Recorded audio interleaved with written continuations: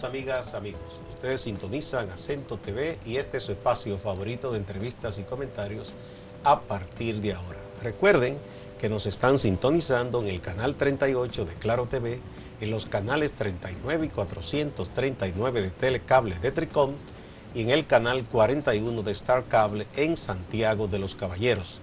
También en las páginas acentotv.do y acento.com.do. El tema de hoy en A partir de ahora, deserción escolar. ¿Por qué muchachos y muchachas a diferentes edades abandonan sus estudios, incluso en las universidades? Para tratar este importantísimo tema, tenemos dos distinguidos invitados. A Taira Vargas, antropóloga social y autora de numerosas investigaciones sobre este y otros temas. Y a Rafael Félix, educador, secretario de Asuntos Docentes del Comité Ejecutivo Nacional de la Asociación Dominicana de Profesores. Vamos a una brevísima pausa antes de empezar la conversación. Adelante.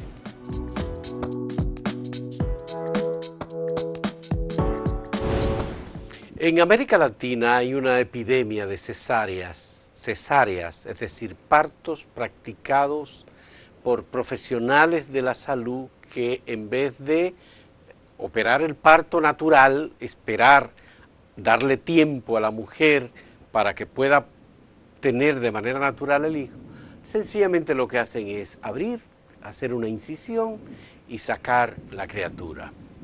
Estos partos por cesáreas se han convertido en una epidemia en América Latina. La cuestión es que la República Dominicana ocupa el primer lugar en el mundo en la práctica de cesáreas. Es decir, se calcula la relación entre la cantidad de población y la cantidad de cesáreas que se realiza.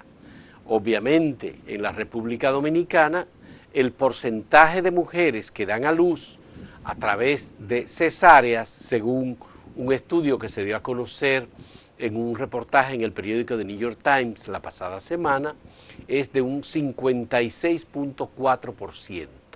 De todas las mujeres que dan a luz, 56.4% lo hacen mediante cesárea.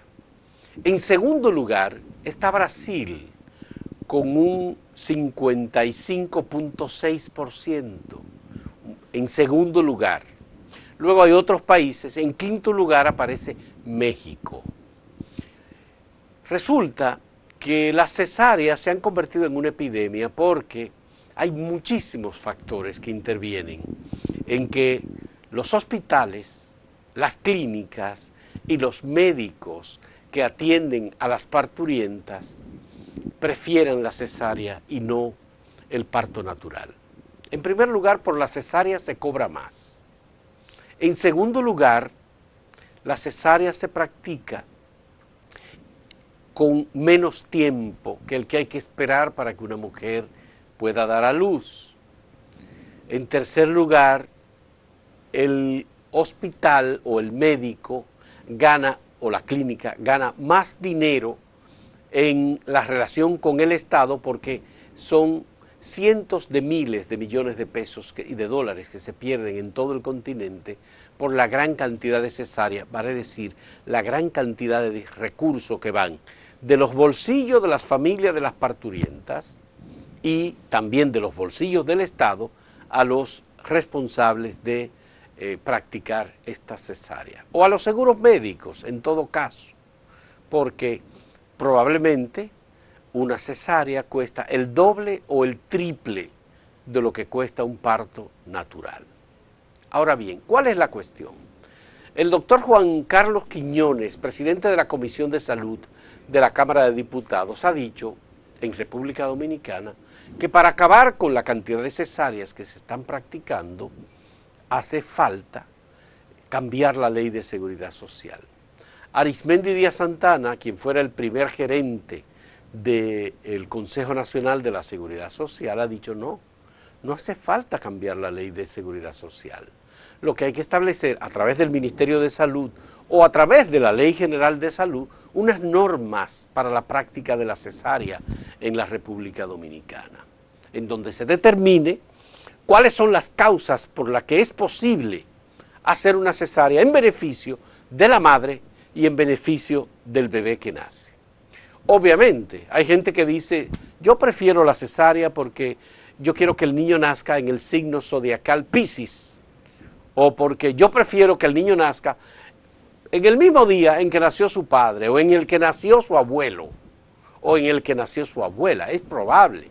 O que la mujer diga, mira, yo quiero no hacer el esfuerzo, no someterme al dolor de tener un parto natural, y entonces prefiero hacer la cesárea.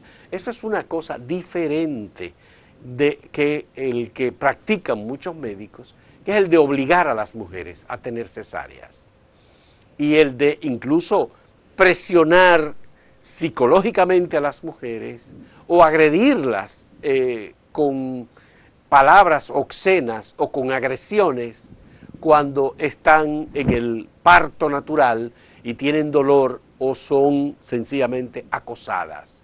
Ah, cuando lo estabas haciendo y estaba cogiendo gusto, sí, no te quejaba, ahora sí. Entonces, este tipo de cosas hay que impedirlo en la práctica médica en la República Dominicana. Por supuesto, es muy importante que, como ocupamos el primer lugar en el mundo en la cantidad de cesáreas, que las autoridades del Ministerio de Salud se propongan una política de reducción de las cesáreas innecesarias en los centros de salud de la República Dominicana, para beneficio del presupuesto de salud, pero principalmente para beneficio de las mujeres. Es mucho más importante, y es incluso más importante para la mujer y para el bebé, que nazca de manera natural y no mediante una cesárea. Aunque bueno, hay por razones estéticas y por muchas otras causas, como ya hemos visto, psicológicas o sencillamente de creencias mitológicas, en el sentido de que la gente cree que el día en que nace el bebé es el día en que ellos lo determinan. Bueno, esto por supuesto que merece la atención del Ministerio de Salud Pública. Ojalá que salgamos de ese lamentable primer lugar que ocupamos en la cantidad de cesáreas que se practican. Muchas gracias por su atención. Continúe con A Partir de Ahora y con Acento TV.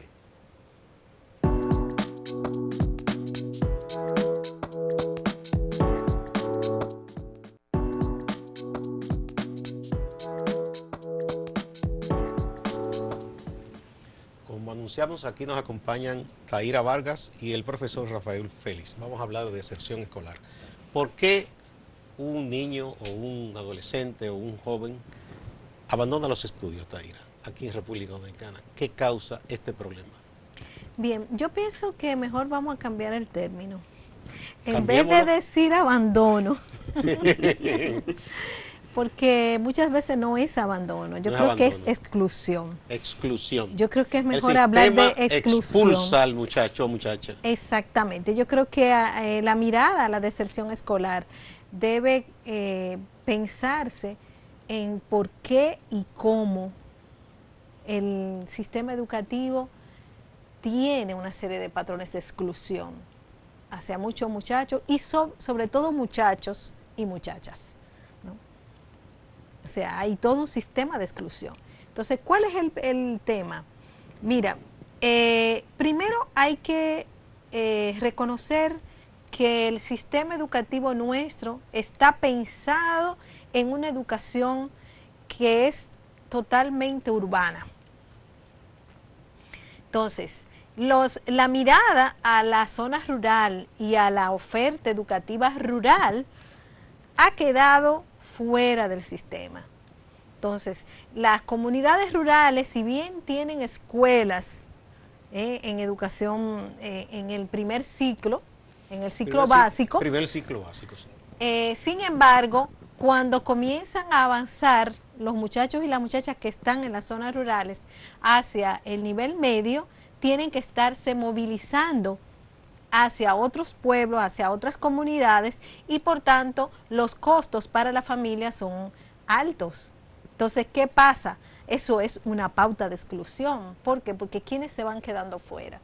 Los más que no pobres. Pueden proveerse transporte y esas cosas. Exactamente, los que vienen de familias más pobres. ¿Me entiendes? Entonces, igual pasa cuando tú te vas alejando de las metrópolis. Las provincias donde hay mayores condiciones de pobreza es donde hay mayor tasa de deserción. ¿Por qué? Por las mismas condiciones de vulnerabilidad en que se encuentran estas comunidades y porque los centros educativos no necesariamente ofrecen todo el ciclo completo de estudios, ¿no? Para que un muchacho pueda terminar y pasar a un centro de estudio superior o a un centro técnico o una oferta técnica. Lo que uno observaba tradicionalmente en las zonas rurales, la comunidad más básica es el paraje. Del paraje quizás no había escuela, y si había llegaba hasta quizás quinto grado, sexto. Luego a la sección, que es el otro nivel de la división política dominicana, ahí ya había una escuela quizás que llevaba hasta octavo curso. Luego de la sección, si debían continuar a bachillerato, debían ir al municipio más cercano. Exactamente. Y de ahí, de ese municipio, si no estaba completo bachillerato, a la cabecera de provincia. Exactamente. ¿Y eso sigue así todavía? Sí, porque... Uno pensó que se había superado ya. Si bien en las secciones hay escuelas, porque eso es verdad, o sea, en los parajes y secciones tú vas a encontrar escuelas, pero las escuelas llegan hasta un grado, ¿me entiendes? Entonces, a medida que van avanzando, tienen que estarse movilizando. Y muchas veces no todas las secciones y parajes tienen escuela. Tienen que trasladarse a un paraje, a una sección que tenga la escuela, porque pertenecen, sobre todo los que pertenecen a las zonas más montañosas, más difíciles y demás. Entonces, el proceso es ese. Ellos tienen que estarse movilizando hasta llegar a terminar los estudios medios. Entonces, definitivamente, eso es un patrón de exclusión. O sea, tomando en cuenta de que si son familias pobres y muy pobres, los muchachos desde temprana edad comienzan a trabajar por un problema de sobrevivencia, ¿entiendes? Tienen que insertarse en la producción. Tienen que insertarse en la producción. Entonces, cuando tú pones una jornada extendida, tú estás afectando a esa población que está trabajando. Vamos a poner un puntito ahí, porque ese es un tema aparte, para que el profesor Rafael Félix, como la ADP tiene, es de las organizaciones que tienen incidencia nacional y presencia nacional. ¿Cuáles son los reportes que ustedes tienen de este problema, de las causas que llevan a que un niño o niña no pueda continuar los estudios, o un adolescente? Digamos, los estudios que se han hecho. Sí.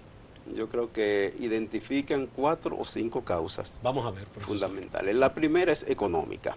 Lo que decía Tajira. Sí, la que decía Tajira, que yo creo que lo describe bastante bien. A mayor niveles de pobreza de las comunidades, mayor deserción escolar. Y eso lógicamente se verifica, por ejemplo, provincias como Pedernales, de la que está registrando una mayor tasa de deserción escolar, del 13%. Y es de las más pobres. Y es de las más pobres. Y en la misma medida en que la provincia es más pobre, más deserción escolar. Existe evidentemente una relación entre una cosa y la otra. Hay factores también de tipo sociales que inciden. Por ejemplo, los temas de género, digamos, el hecho de que muchas muchachas tengan que asumir el peso de la conducción de su casa, ¿verdad? Atender a los muchachos, cuidar, ese es un factor que también está atender a los hermanitos. Muchas muchachas son prácticamente jefas de hogar y muchas niñas, sobre todo en aquellos hogares que por distintas causas o no están los adultos por razones de trabajo o ha sufrido algún nivel de descomposición. Muchas veces son las niñas las que asumen el peso de la conducción de la casa, del hogar, y lógicamente eso tiene una repercusión en materia de deserción escolar. Hay otros factores también que inciden, por ejemplo el tema de la violencia, tiene también unos impactos en la deserción escolar. Hay una relación entre una cosa y la otra. Igual también tiene impacto los niveles de formación de los adultos. En aquellos lugares en donde los adultos, su nivel de formación académica es más alto, hay menos deserción también. Es decir, los padres, si tienen una tasa de escolaridad de estudio más alta, inciden para que sus hijos continúen los estudios. Exactamente, eso incide para que los muchachos... Vamos a ver un videito que me está pidiendo la directora.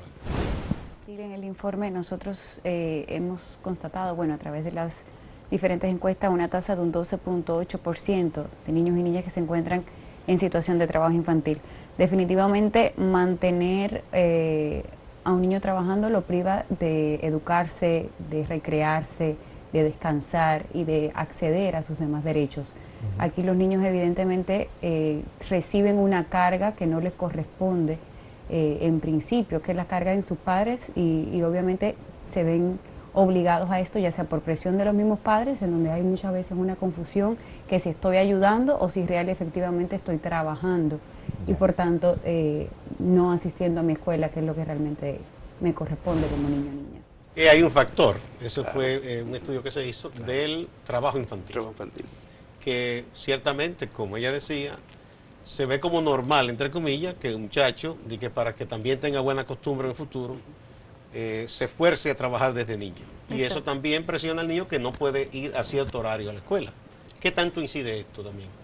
Sí, yo creo que eso es importante, pero incluso hay un tema también de masculinidad. O sea, el muchacho, por el tema de una sociedad patriarcal, machista, se entiende que el varón tiene que empezar desde temprano el rol de proveedor y educarse en ser proveedor, ¿no? Entonces, también la presión social que sufre en términos de lo que es que él tiene que manejar dinero para poder enamorarse, para poder establecer relaciones de pareja, también hace que lo lleve. Pero también hay otros factores internos del sistema que tienen que ver con las metodologías que utilizan los maestros, la misma visión de la educación. O sea, la educación nuestra generalmente utiliza métodos de exclusión para corregir conducta, métodos violentos para corregir conductas. Un poco más. Entonces, cuando un muchacho pelea, que son casi siempre los varones, por toda la construcción de masculinidad con la que ellos se socializan, de que tienen que aprender a pelear, de que el aprendizaje de la agresividad es clave para ser varón. Entonces, ¿qué pasa? Es sacado de la escuela. Lo expulsan por una semana, lo expulsan por 2, por 3, pero luego puede entrar en un círculo en el que el muchacho pierde el año. Entonces puede entrar en el círculo de repitencia. Entonces cuando va a inscribirse de nuevo a la escuela, si está repitiendo o está en sobreedad, muchos centros educativos los dejan fuera porque no tienen suficiente cobertura para toda la población que ellos entienden prioritaria, entre comillas, que es la población que está en la edad para el curso. Entonces los muchachos que están en repitencia y sobreedad se van quedando fuera. Porque entienden como que desentonan ahí.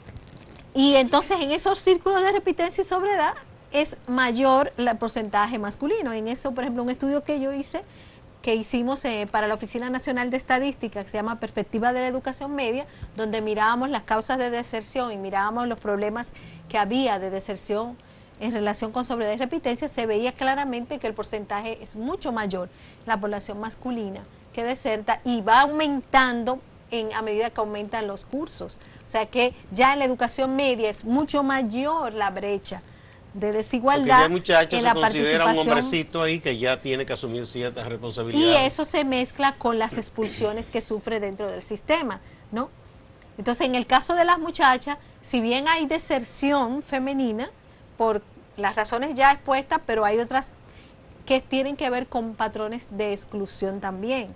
La muchacha que se activa sexualmente, que vive con el novio o que se casa, la directora la deja terminar el año, pero cuando va a inscribirse en el nuevo año, le ponen barreras, entonces tienes que inscribirse en una tanda porque entiende que va a contagiar a las otras. Qué mal ejemplo, entre comillas. Que es un mal ejemplo. Profesor Rafael Félix, en esos casos de jóvenes que se ven envueltos en esta situación de peleas y de cosas, y que hay casos de jóvenes que son reiterativos en esa conducta, ¿cuál es la solución que suele buscar el sistema educativo? Más allá de simplemente, como dice Tajira, irlo poco a poco expulsando, dejándolo fuera. Bueno, evidentemente la respuesta, digamos, histórica de la escuela es de excluirlo. Y a veces lo excluye estando allá, a veces lo excluye estando dentro de la escuela. ¿Cómo así? Bueno, porque no lo integra a los procesos escolares y esa es una forma de exclusión. Esa es una forma de exclusión cuando debiera ser al revés. Ahí ¿verdad? casi como que lo están empujando a que se vaya. Exacto, casi empujándolo a que se vaya. Ese es un elemento debiera, se vuelve, digo al revés, en la medida en que un muchacho presenta una situación, Debería integrarlo más. debiera integrarlo y debiera haber todo un conjunto de estrategias en marcha en la dirección de poder garantizar que el muchacho permanezca y se incorpore de manera activa y productiva al proceso escolar. En la medida en que el rendimiento escolar es más bajito, hay una tendencia mayor a salir de la escuela, y entonces es un factor. La escuela dominicana, yo diría, no está hecha para responder a circunstancias diversas como la que viven los jóvenes hoy. Pero eso es muy Yo grave, diría, profesor. no, es gravísimo. O sea, es una escuela que si las cosas se mantienen dentro De de su- cierta presupuesto, ciertas planificaciones, no hay Exactamente. problema. No Pero hay que problema. ante cualquier eventualidad que saque el sistema de eso que ha presupuestado en su visión, ya no entonces tiene solución. La escuela no está preparada Es muy para frágil, eso. entonces. Y yo diría que ni los docentes, ni siquiera los equipos de orientador, tienen las herramientas pedagógicas, psicológicas, sociales, para abordar las problemáticas que hoy vive la juventud dominicana El y la sistema niñez. escolar nuestro, del Estado, que es el principal, ¿verdad? Incluso el que debe regir a Claro. toda la educación, independientemente de que haya escuelas privadas, no cuenta con un cuerpo suficientemente amplio de psicólogos escolares, de orientadores. Cuenta con orientadores. Cuenta con orientadores en las escuelas. No son suficientes. Pero el problema no es solo contar con los orientadores, el problema es el enfoque. Muchas veces el orientador, los muchachos ni se acercan al orientador y las muchachas porque no le tienen confianza. Porque el orientador sigue con una perspectiva adultocéntrica. ¿Qué es lo que pasa? Que muy bien lo estaba explicando el profesor. Que la escuela nuestra no parte del contexto social y cultural en que están envueltos nuestros jóvenes, nuestros adolescentes. Entonces, el orientador sigue con sus esquemas rígidos de lo que debe ser el muchacho y no entiende que el muchacho está viviendo otra situación. Tiene una Que el muchacho visión tiene- ideal de la sociedad, ese orientador. Exacto, y es una Así es. visión Que no es la total- realidad. Que no es la que es realidad. vertical, totalmente vertical. O sea, nuestra escuela sigue siendo vertical y rígida. Sigue queriendo imponerle a los muchachos una educación según el modelo que tienen los maestros en su cabeza y no dialoga con el contexto en que están estos muchachos, con los saberes que estos muchachos tienen, con toda la información que ellos están manejando, porque están manejando tecnológicamente mucha información, Así es. con la cultura en que ellos viven, con sus estilos de vidas, con sus problemas, con las situaciones de violencia en las que están envueltos y envueltas, con las situaciones de redes de riesgo y situaciones de riesgo que se encuentran alrededor de ellos. No, lo que hace es que va sacando ese problema de la escuela. Cada vez que si un muchacho consume droga, se va. Óyeme, no es que se va, es un problema que la escuela tiene que resolver. Si está consumiendo droga, la escuela tiene que trabajar el problema dentro de sí Para para que- transformar el problema Sí, del para consumo. superar ese problema. Exactamente, porque tú tienes que, ese que tú crees que es el único que consume, de repente tú tienes muchísimos que están consumiendo. ¿Qué tú vas a hacer ante eso? Por lo que ustedes me dicen, entonces hay una concepción un poco extraña, diría yo no soy experto en educación. Si una escuela está en un determinado sector social y económico, hay una realidad que circunda esa escuela. Entonces no puede ser como una burbuja que esté esa escuela ahí muy distinta a la realidad que la está rodeando, ¿verdad? Así es. Vamos a hacer una pausa y volvemos para que entremos en más detalle. Así mismo es.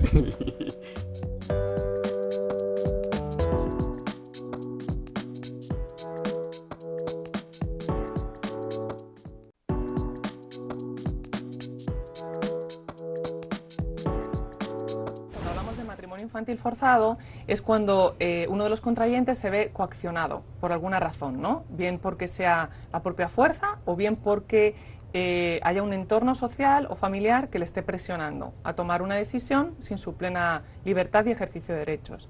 Entonces, bueno, el matrimonio infantil forzado sí existe en República Dominicana. Eso no es algo que digamos desde el plan internacional, sino que ya se habla de ello en informes a nivel global. Las cifras a nivel nacional de, por ejemplo, de Nogar, que es la encuesta de población por excelencia, en Hogar Mix, dice que el 12.5% de las dominicanas se casaron o unieron antes de los 15 años y el 37% antes de los 18. Esa fue la investigación del plan, que sobre todo se situó en Asua y otras de la provincia del sur, que ahora no recuerdo, ¿Qué tanto esta situación de familia que negocian en algunos casos, según reveló su investigación, la entrega de una niña a un adulto, porque ese adulto va a resolver, entre comillas, problemas económicos de la familia o le asegura futuro a esa niña? ¿Qué tanto eso también influye en el hecho de que esa niña no continúe sus estudios? Sí, yo encontré un caso recientemente, precisamente un estudio que estoy haciendo en estos momentos, que de una jovencita que tiene 14 años y se casó con un hombre de 30. Y ella me contaba que realmente no fue la familia que la presionó. O sea, ella me dijo, no fue mi familia, porque en realidad ella estaba viviendo con la abuela y su madre estaba viviendo en otra provincia, y ella decidió que para ella mejorar su situación, porque en su familia no habían condiciones para mantenerla, para seguir la familia, en términos de lo que es las condiciones de pobreza, que ella le iría mejor casándose con este señor, ¿no? Entonces, claro, es un matrimonio forzado porque es un matrimonio en donde no hubo una voluntad de ella. Ahí hubo una situación. La misma condición de pobreza se convierte en una condición de violencia, ¿no? Para ella, una violencia estructural para empujarte a ti a ir a casarte con este señor.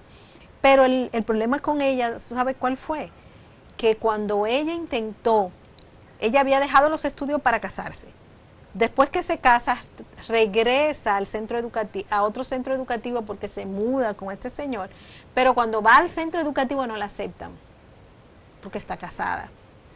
Entonces no fue ella que desertó. O sea que el problema con los matrimonios también, y las uniones tempranas de muchas adolescentes, no es que la unión temprana la saca, es que el sistema las excluye. Las excluye. ¿Y o sea, por el qué sistema uno pensaba no que a esta altura de esa juego esa perspectiva. visión había sido superada? Porque ¿qué daño puede hacer una muchacha menor que esté en esa circunstancia, que se ha unido con una pareja, ya sea en unión consensuada o que se haya casado?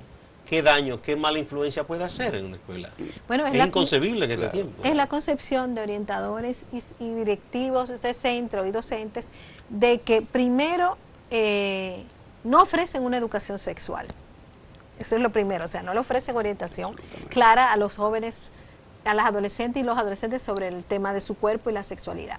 Segundo, si ella entra, ella se va a convertir en una multiplicadora de su vida sexual. Absurdo por completo. Porque todos esos muchachos y muchachas están recibiendo por muchísimas vías toda la información y mucho más de lo que esa muchacha puede ofrecerle. Que tampoco ella va a estar hablando de sus intimidades. Tampoco va a hablar de sus intimidades, ¿me entiendes? Entonces es toda esa concepción errónea, pero está influida por el tema religioso también. Porque el problema que tenemos es que muchos de nuestros docentes, directivos de centro, están, en vez de dando clases en función a un currículo que tiene una perspectiva abierta, creen que están evangelizando en la clase y se llevan más de los lineamientos religiosos que ellos tienen. Es un adoctrinamiento, entonces. Exactamente, que por lo que le establece el currículo. Entonces, en vez de estar ayudando a que nuestra educación cambie y ofrezca una perspectiva de cambio, lo que estamos es retrocediendo educativamente. Profesor, usted me decía, profesor Rafael Félix, antes que fuéramos al cambio, y quiero que retomemos con esa misma frase que usted dijo, que la escuela, en el caso de las escuelas que están en los barrios, está de espalda al barrio, o si está en un campo, de espalda a esa sección o a ese paraje. ¿Cómo es eso? No, definitivamente. La dinámica escolar no tiene como referencia el contexto en donde se desenvuelve, ni siquiera la problemática diaria.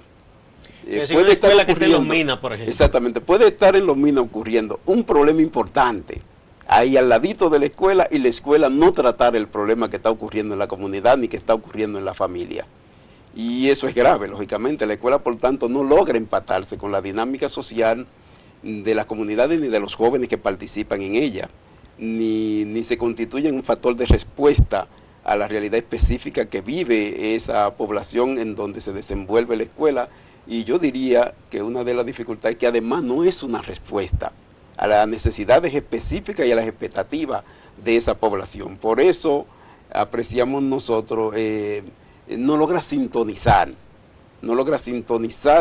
con el contexto en que se desenvuelve el mundo escolar. Y tan es así que hasta físicamente hablando, ya usted va y mira la escuela y le encuentra con una pared de yo no sé cuánto pie de altura, y sobre eso entonces tiene una verja más encima y unas alambradas más encima, y las puertas siempre están cerradas y las comunidades en definitiva no pueden entrar, y las familias, una prisión más que un y las familias juegan educación. papeles muy secundarios en la dinámica escolar, cuando debe ser al revés. La familia debe ser un ente fundamental en todo el proceso de desenvolvimiento de la vida escolar. O sea, podemos decir que ese plantel está sembrado en ese barrio, en ese campo. Así es. Pero que la vida de ese barrio y lo que ocurre en esa escuela, eso está totalmente fuera de sintonía una cosa y la otra. No, incluso en todos los sentidos, porque por ejemplo yo conozco comunidades y barrios donde hay grupos de jóvenes que están haciendo trabajo cultural, que tienen un grupo de atabales, de jóvenes que están tocando atabales, que tienen un grupo de muchachas que están haciendo teatro, o que están haciendo pintura, están haciendo artesanía, o están creando musicalmente a nivel de cualquier otro género musical, en términos de música popular. Y eso no se integra a la escuela, ni se integra al padre, la madre, que de repente es una persona que conoce la historia del barrio, la historia de la comunidad. No integran, ni siquiera esos muchachos le prestan el salón de actos un día. No, para nada. O grupos de muchachos que dedican a actividades deportivas, o que tienen ligas deportivas en el barrio. Tampoco le ofrecen la posibilidad de usar la cancha. No, está prohibida, no puede entrar. ¿Entiendes? Entonces la escuela está, pero no está en ese barrio. Vamos a ver otro videito, como dice el director.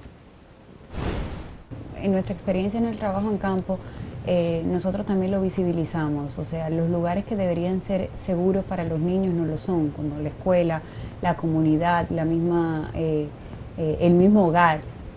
Son lugares en donde ellos deberían sentirse protegidos, y realmente parte de nuestro trabajo como institución está enfocado justamente a eso, en todo lo que tiene que ver con prevención frente a cualquier forma de violencia, ya que obviamente son comportamientos no tolerables. Esta era también parte del resultado de investigación de Save the Children, también sobre asuntos de la niñez y cómo eso afecta también para su desarrollo en la escuela también. Ese es otro tema también. Lo que pasa en la familia también afecta a ese niño o niña. Eso es un factor también de exclusión. Exactamente.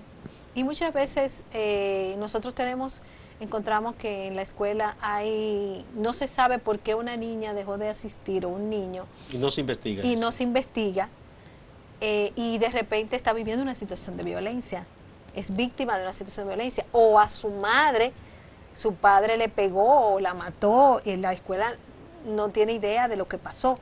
O el muchacho está viviendo una situación de violencia en el barrio, o fue atacado por una banda. O sea, las causas de deserción. Tú vas a los centros educativos. Cuando yo hice el estudio, yo fui a los centros y preguntaba el por qué cuáles eran los muchachos que habían dejado de asistir, y le preguntaba, ellos tienen un registro, una ficha, pero en la ficha no aparece el por qué el muchacho dejó de asistir. Dejó de asistir y punto. Bueno, eso va al unísono con lo que ustedes decían, de que es una escuela divorciada de su entorno. Debería preguntar por lo menos, si ustedes conocen a otros de los alumnos, ¿por qué esta niña no vino? ¿O dónde están sus padres? Algún tipo buscarla, de... Buscarlo, sí. Yo conozco directores de centros educativos que son modelo en términos real, porque los hay también, que logran una relación con el contexto muy importante, de directores que conocen a todos los niños, dónde viven y su familia, porque se dedican a buscarlo y a darle seguimiento. Y llaman a los padres si hay que hacer una reunión. Exactamente. Pero hay muchos centros donde prefieren que sí, mientras más dejen de asistir, mejor, porque así... ¿Cómo andamos nosotros en República Dominicana con esta problemática en relación con otros países de la región de tamaño más o menos similar a República Dominicana? ¿Cómo andamos? La deserción escolar en sentido general anda más o menos similar en toda la región. Lógico que hay países que han desarrollado un conjunto de estrategias que tienden a impactar de manera positiva el tema de la deserción escolar, que creo que es uno de los desafíos que nosotros tenemos aquí. Yo creo que hay que repensar un poco la escuela. La escuela hay que repensarla tomando en cuenta la realidad específica de las poblaciones con las que trabaja. incluso los jóvenes que tienden a buscar trabajo, la escuela tiene que tener la forma de acogerlo y tiene que desarrollar una diversidad de estrategias e iniciativas. Mira, yo recuerdo, ahora que usted menciona eso, profesor Félix, yo siendo niño recuerdo en la zona del Cibao que había unos horarios especiales. Exactamente. Y unos tiempos también. ¿Para quienes? Jóvenes que eran de las zonas donde había una abundancia de cacao y de café. La producción de cafetalera. Entonces, en época de cosecha, los padres los integraban, eso era parte de la economía familiar, tenían un pequeño feudo, vendían. Entonces, decían, en tal fecha empieza la escuela para los muchachos que trabajan con sus padres en el café o cacao. Y no era algo más chiquitito, se les permitía, era de cierta edad en adelante, adolescente. Y eso se coordinaba, ¿verdad? Igual que existía ya en bachillerato, no sé si existe, lo que llamaban los cursos libres también, para muchachos ya jóvenes que también se veían la necesidad de trabajar y no asistían todos los días, pero sí le daban un contenido y semanalmente había una revisión y luego sí asistían a los exámenes. Yo no sé si esa modalidad ha desaparecido. Esa modalidad ha desaparecido, la que se ha integrado ahora es la modalidad prepara, y como una especie de semipresenciales que trabajan sábado o domingo, o sábado y domingo, como una forma de superar las dificultades que tiene la nocturna, fundamentalmente en algunos casos también, por todo el tema de la electricidad y la inseguridad. Yo creo que sí. Yo creo que debiera haber más ofertas, cuantas ofertas sean posibles para garantizar que el muchacho estudie. La escuela yo creo que tiene que tener apertura y debe ser lo suficientemente flexible como para que las distintas circunstancias puedan, como quiera que sea, acoger al muchacho. Digamos que la educación debe proponerse buscar a ese blanco que es el joven, el niño, y no esperar a que la familia lleve a ese niño, lleve a ese joven, sino que la educación misma los busque. No, y además que la escuela toda escuela tiene que conocer la realidad de su población. Eso debe ser una tarea fundamental. En función de la realidad de tu población, debes trabajar y enfocar y orientar el currículo. El currículo debe ser abierto. El currículo tiene que estar construido continuamente en función del contexto, no un currículo cerrado, impuesto, ¿me entiendes? O sea, el currículo tiene que ser una respuesta de la comunidad a la comunidad y de la comunidad, ¿no? Donde toda la comunidad participe en la construcción curricular y los jóvenes participen en la construcción del currículum de lo que ellos quieren. Yo creo que siempre las autoridades educativas, todos los ministros y ministras que pasan por ahí, siempre hablan de que la comunidad educativa, los alumnos, los educadores, los padres, la sociedad, en la práctica, ¿qué tanto es así, profesor Félix? Bueno, yo diría que hay intervenciones limitadas de una parte de los actores. Hay intervenciones muy limitadas de la familia en la dinámica escolar, casi siempre. ¿Pero porque la familia es apática o porque no se le yo diría las dos cosas. Yo creo que todavía la familia no se ha empoderado suficiente del derecho que tiene en materia de educación y además del compromiso de hacer avanzar la educación de sus hijos. Y lo otro es la falta de mecanismo y de política para garantizar que la familia realmente participe en la gestión escolar. Normalmente, en el caso de la familia, se reduce a aquella parte que tiene que ver con la búsqueda de recursos. Hay una actividad, hace falta un dinero, ahí la familia se le busca para que participe. Ahora, decidir cómo se va a desenvolver el proceso de formación, con cuáles contenidos, con cuáles metodologías trabaja, ahí la familia no participa. Ahí son decisiones normalmente, a veces ni de los maestros en este tiempo, porque ya se está muy estandarizado con el tema de la evaluación basada en competencia. Hoy es casi decisión de la gestión del centro, de la dirección del centro y de los técnicos que acompañan los procesos. Que se ha hecho más verticalista. Totalmente. En vez de hacerse más horizontal. La escuela hoy es menos democrática, afirmo yo, y usted no se imagina hasta qué nivel se da la verticalidad en el mundo escolar, frente incluso a los maestros, que hoy están limitados a ser simples ejecutores de procesos, más que gestores de un nivel de reflexión colectiva que debe construir conocimiento, pero sobre todo que debe construir ciudadanía. Eso es muy grave. Vamos a otra pausa, por favor.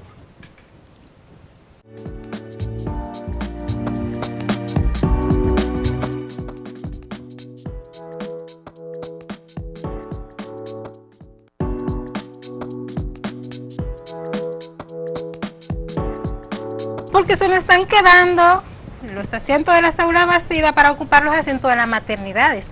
Tú vas a la maternidad a cualquier hora del día y tú vas a encontrar el área de maternidad llenas de adolescentes ahí sentadas, con un embarazo ya de parto, y cuando tú muchas veces te acercas a lo que tienes son 14, 16, 17 años.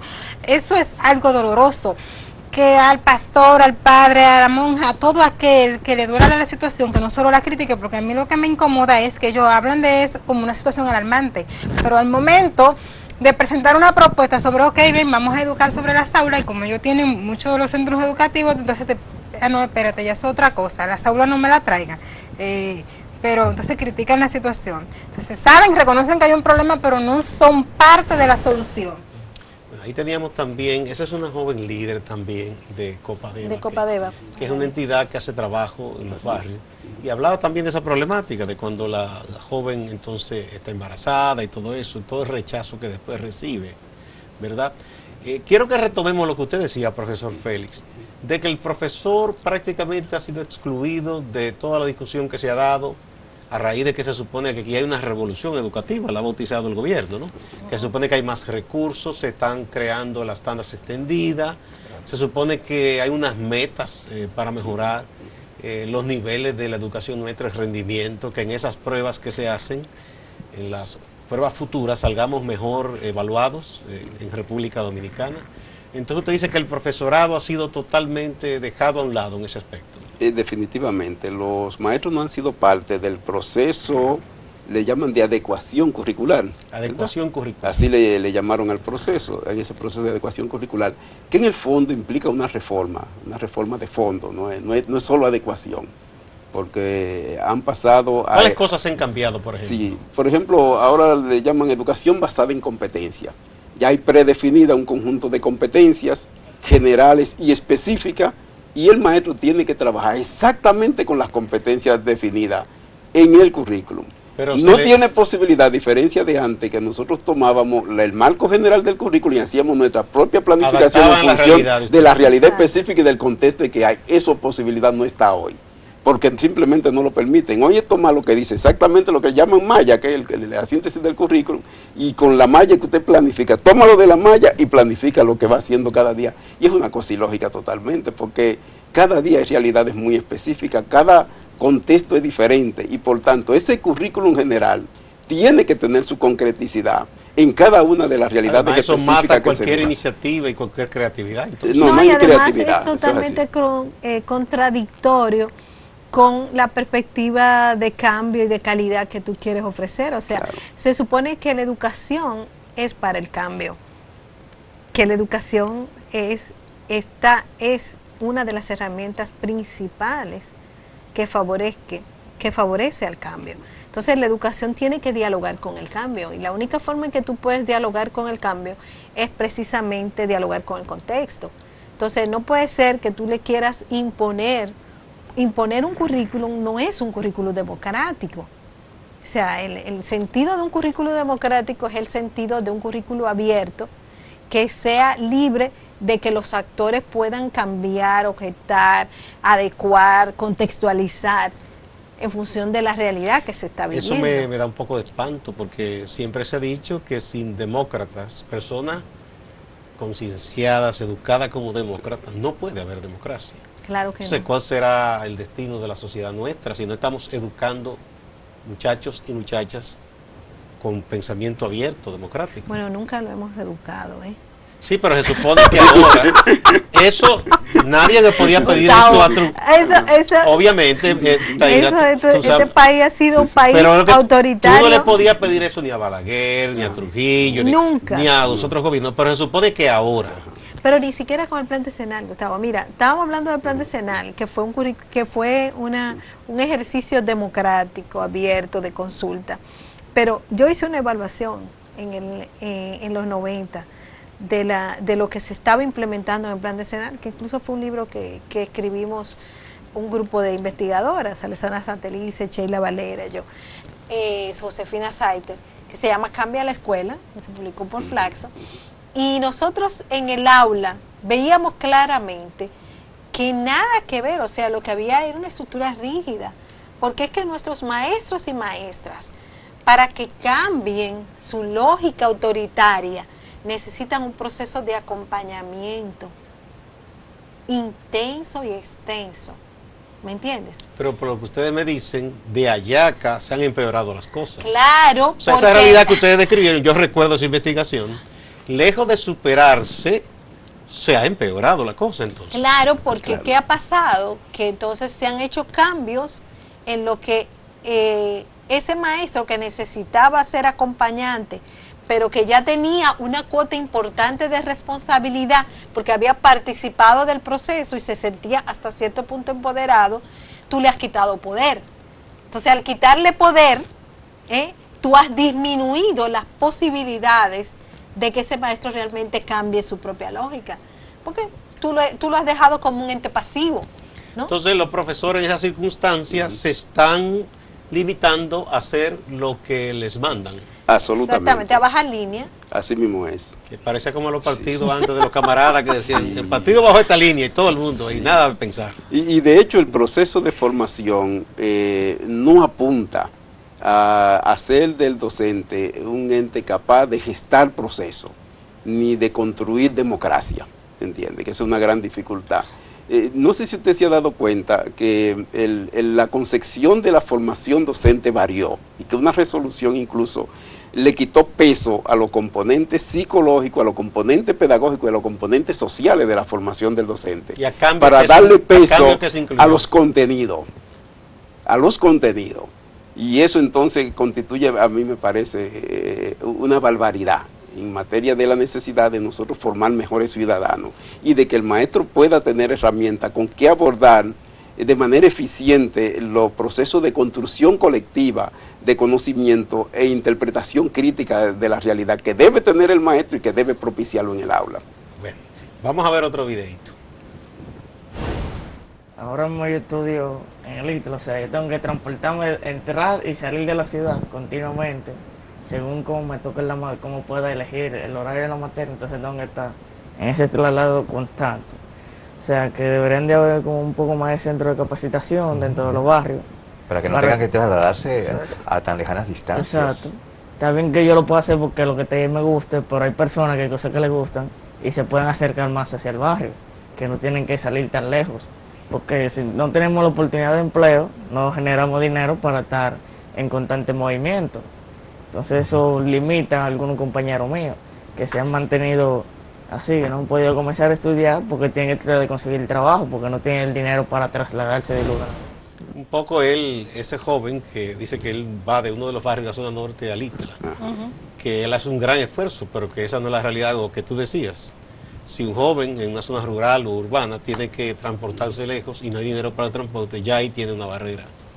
Sí, porque el problema es que es la oferta, ¿no? O sea, la oferta educativa en términos de una oferta que favorezca a que el joven no tenga que trasladarse y que sea una oferta también diversa, o sea, en términos técnicos, en términos artísticos.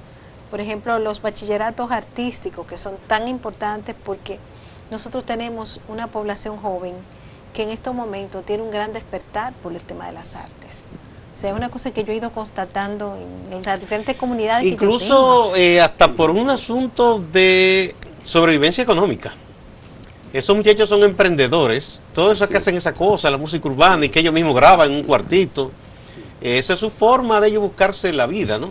Y son creativos en base a eso. Exacto, entonces tú pudieras perfectamente esa creatividad, esa iniciativa que ellos tengan, potencializarla si ellos reciben educación musical, si ellos reciben herramientas para hacer una música mejor compuesta, con un mejor nivel, y, o sea, ellos, si ellos recibieran esas herramientas, tuvieran una música de mayor calidad, pero no la podemos tener porque no tiene acceso a una formación. A mí me preocupa, veo como una dispersión, porque aquí hay un proyecto que me parece interesantísimo ahora, que está dentro de los llamados programas especiales de la presidencia, que son los puntos culturales.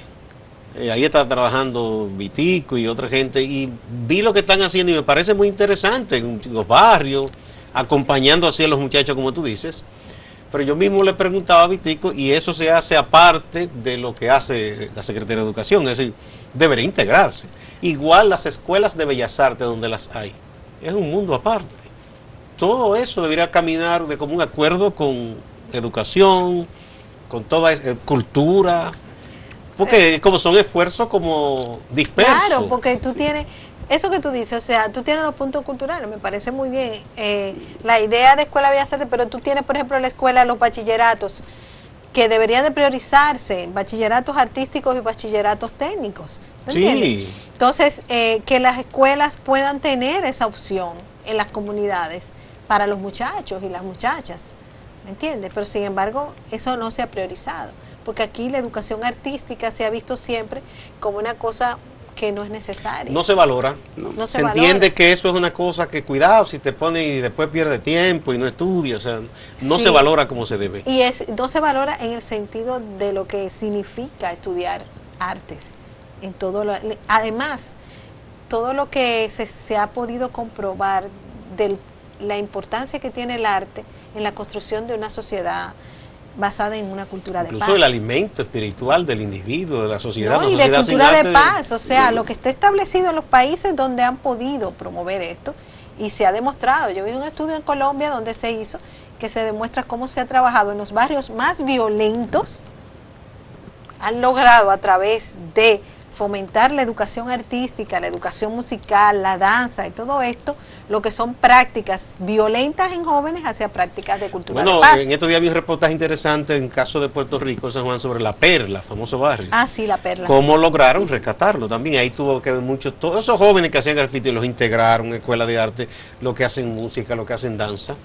Y se ha convertido en una especie de escenario popular en las calles principales de La Perla, donde presentan obras de teatro y todo eso, y se ha integrado. Claro, pero en términos metodológicos de la enseñanza, yo creo que incorporar el arte como parte del proceso de enseñanza es fundamental para la generación actual.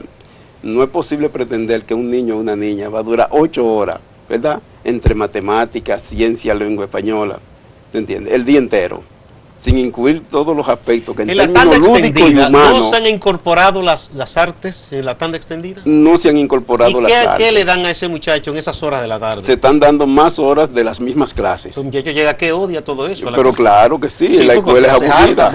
Sí. Es aburrida para el niño y es aburrida para el maestro. No, pero también. además es agotador. Por eso usted ve que nosotros hemos exigido insistentemente la necesidad de incorporación de los talleristas, de esos gestores culturales, que le integrarían un factor necesario para una formación integral. Ni siquiera, por ejemplo, lenguas extranjeras y esas cosas no se han incorporado. Pero no lo suficiente como debía ser, y lo otro que se ha debatido, se ha estado debatiendo, es un poco la competencia del docente de lengua extranjera. Han estado incorporando, sobre todo los muchachos de inglés por inmersión. Aquí, dicho sea de paso, hay muchos docentes de lengua extranjera que pueden perfectamente incorporarse y nosotros lograr algo que es necesario, que es que el muchacho pueda salir bilingüe, digo yo, y yo diría trilingüe, porque si algo yo incorporara fuera la enseñanza del creol en la República Dominicana. Sí, claro, pienso que debe ser fundamental, es el vecino nuestro más cercano. El vecino no, sí. el que está aquí. Bueno, hay una convivencia también. Es una convivencia cotidiana, o sea. Incluso yo digo, aquellos que tienen tanto escozor por el tema haitiano deberían interesarse en aprender, ¿verdad? El creol. O sea, tú caminas por las calles nuestras y de los extranjeros que te encuentras, ¿cuáles son los extranjeros que tú más te encuentras? Haitianos, sí. Entonces, trabajan en nuestras casas y todo. Y las escuelas mismas, y los tienes en las escuelas, conviviendo con los mismos muchachos, o sea, todo es parte de nuestra realidad, además de ser nuestro vecino también. Exacto. Y principal socio nuestro principal socio comercial. Claro. ¿Tú entiendes? Entonces, ese es fundamental, el creol. Entonces, hay algo que creo que decía el profesor que es muy importante, o sea, el tema de rescatar los gestores culturales, o sea, las comunidades lo tienen, por Dios. Así es. O sea, todas esas comunidades. Es integrar lo que falta. Exactamente, tú tienes esas comunidades, al profesor de pintura, al profesor de música, está ahí, porque tú no lo rescatas. Si se diera esa convergencia provechosa, estamos seguros que quizás esa exclusión, para no llamarle deserción, me gustó que me corregiste esa parte. Abandono, porque tú sabes. Si yo sea abandono, ¿verdad? Esa baja en la asistencia a las escuelas se podría enfrentar, porque si el muchacho se integra con cosas que le gustan, además de los estudios formales, Yo pienso que se sentiría mucho mejor en un plantel y no encerrado ahí, al margen de lo que pasa en su calle, en su casa, en su campo y todo eso. Claro, y si la escuela también organiza respuesta a la realidad específica que vive el joven y sus expectativas, que no necesariamente tiene que ser lo que está predefinido, sino que la realidad de cada joven, y del joven en sentido general, y de cada comunidad, debe ser incorporada a la dinámica escolar. Bien, muchísimas gracias a Taira Vargas y al profesor Rafael Félix por echarnos luz sobre un tema muy importante, porque la educación es fundamental en cualquier sociedad y es muy doloroso que el sistema que se supone que debe acoger y incluir cada vez más esté expulsando con esas realidades a muchachos, niños y niñas y jóvenes de las aulas y de la escuela. Amigas, amigos, no se vayan, que hay más en Acento TV.